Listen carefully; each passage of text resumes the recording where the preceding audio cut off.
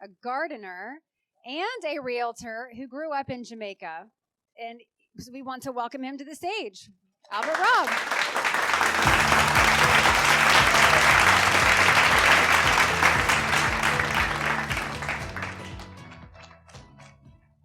Hello.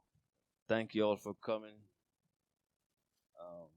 I gotta be in my best behavior today because I got my little sister here, my pastor, a church family, so can't be cursing today. Huh?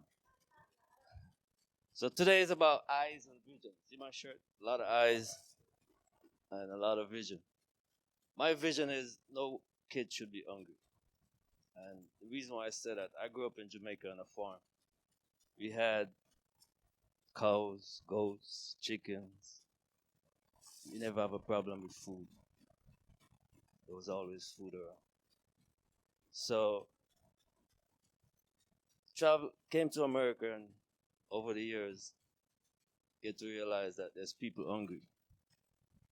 There's kids that's hungry all over. And why? When we have so much. Food is abundant everywhere. And you heard me say that one seed could feed the world. A lot of people say, "Oh, do you mean one seed could feed the world?" Well, you take a seed and you plant it, and the tree grows, and it brings forth fruits, and that seed brings forth thousands of fruits, and those fruits bring forth more seeds. A few years ago, I started the Garden of Wonders.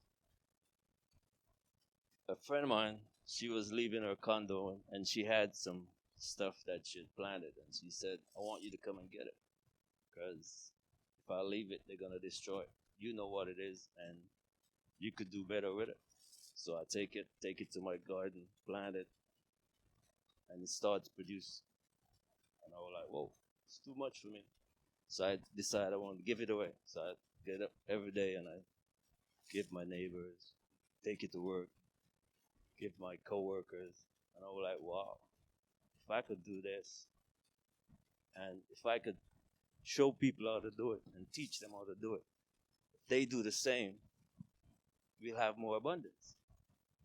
So that became my vision, to have enough land and just plant. Just plant.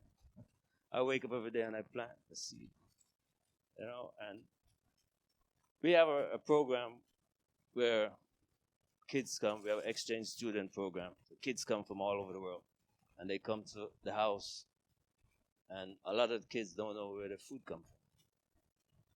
And not only the kids that comes from different countries. I remember a little girl came to the house one day, and there's a tomato tree, and I said, "That's tomato." She said, "What's that?" I said, "That's ketchup." She said, "I thought ketchup comes out of that bottle." I said, it started as a fruit, So my vision is to teach people how to do these things, because over the years, I come to the conclusion there's three things that create hunger. One is lazy. People don't want to do it. They don't want to plan. Another one, people don't know how. And the next one is greed. Some people have it and they store it up because they're greedy. They don't want to give it away. So my thing is to change those things. Show people how to share. If you have more than enough, share it and teach them how to do it. People say, "Oh, well, no, I can't do it. I don't know how to do it." But at a minimum, we spend $100 to $200 on lawn service. So a glass to look good, nice lawn, but you can't eat it. How about you spend just a little bit more on something that you could eat that will benefit you? So instead of $100 on the grass, you spend $50 on a fruit tree, a little herbs. So there's a lot of things that we could do. I used to live in New York. I used to work for a supermarket. And at the end of the week, most of the stuff that don't sell or stuff that have the brand, the supermarket brand, they just throw it in the garbage. And I said to the supervisor, I said, why don't give it to the workers? He said, no, we can't. Insurance purposes. They'd rather throw it away. So these are the things that irritate me, about we have so much in abundance. We waste so much, but why we do that? So let me see all the hands of who have a big lunch today. Was good, right? Head and y'all full. Everybody's full. I didn't go to lunch, but my big brother, Dr. Nelson, brought me lunch. That's amazing.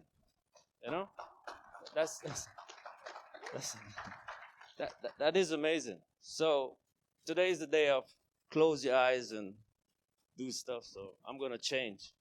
So I want everybody to close your eyes. Do me a favor.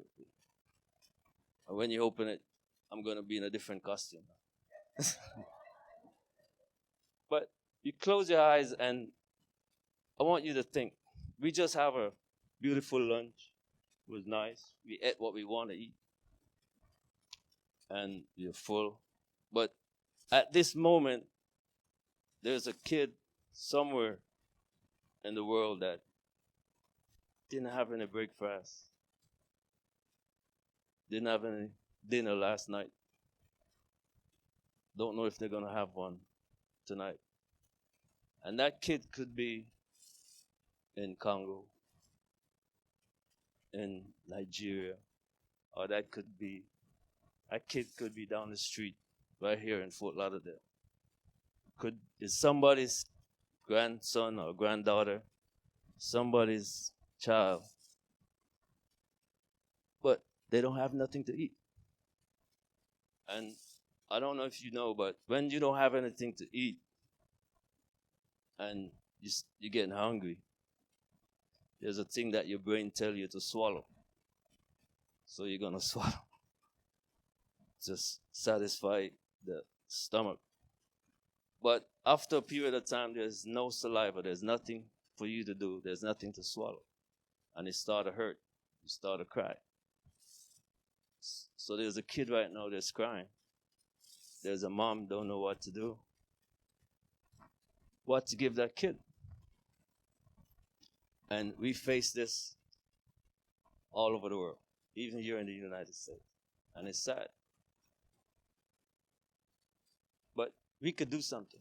Like Camille said, we can't feed everyone, but everyone could feed someone. So you can open your eyes. So this is one of the reasons why I joined this vision with Johnny, is to find a way, come together, and plant a seed in each and every one, how they could help to change this. And it's not hard. You hear the stats this morning, we could do it. There's 350-something million people in the U.S.? Somewhere like that, right? Close to that? David knows. So think about it.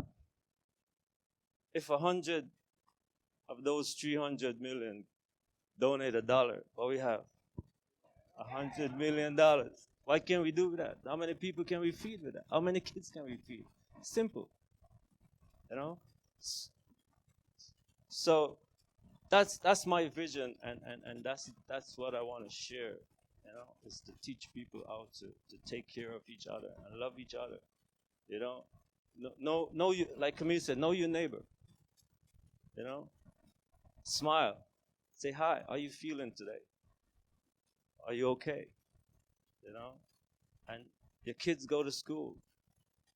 Talk to the kids. Find out. Say, hey, did your friend, how did your friend look this morning? Because a lot of times, my son used to go to school and we give him lunch. And he come home and I'm hungry. I say, why are you hungry? He share his lunch. It's another kid that don't have. So these are the things that we have to be aware of. And they are our future. And what they say, hungry people are angry people. So if we let them grow up hungry, they're going to be angry. And if they're angry, they're going to do stuff that's not right. And the next thing I realized, these kids that live in other countries that are hungry and don't have a lot, and they look at us here in the United States, and we waste a lot. So they build up a sense of resentment because you have and I don't. So if I get a chance, I'm going to come and take what you have. We can't build a society like that. Right? Each one, teach one. Each one, help the next person. And it's simple. Let's hear it for Albert. He is the seed man, we call him. The seed man.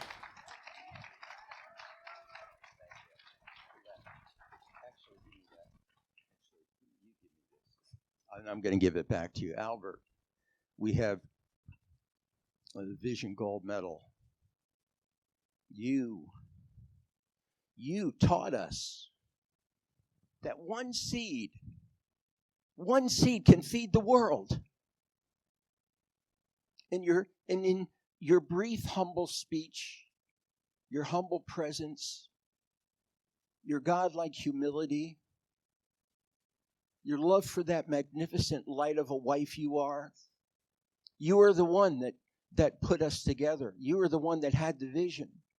And your message is now going out to the world. You had the courage to speak your vision and to bring the seed. One seed can feed the world. And we're honoring you with the Vision Gold Medal.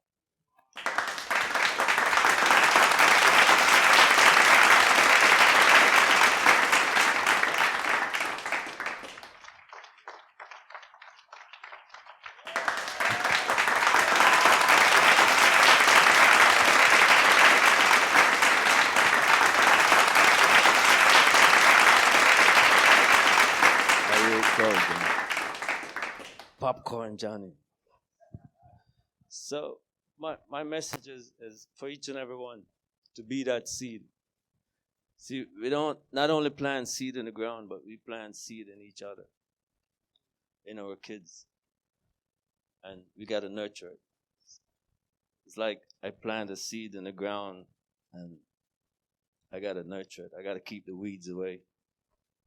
I got to give it water. Got to make sure it got it right sunlight. Same thing we got to do with our kids. They're the seed of the future. So we have to nurture them. We got to give them the things they need. We got to keep the weeds away from them. And I always tell my friends, like I tell Ryan, I said, teach the kids all the good you can. They're going to learn the bad on their own.